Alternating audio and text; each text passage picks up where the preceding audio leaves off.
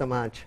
Well, if you happen to be wondering where Chuck Lofton is headed to tomorrow for his big adventure on Sunrise, this picture is a dead giveaway. Yep, he's hanging out with Santa. He's south at Holiday World in Santa Claus, Indiana. This really is a perfect Indiana getaway for those of you that want to plan a last-minute summer trip with the kiddos. Yeah, and we know that Santa has a sweet tooth. He's letting Chuck into Santa's Merry Marketplace early tomorrow morning to get a few lessons on making candy.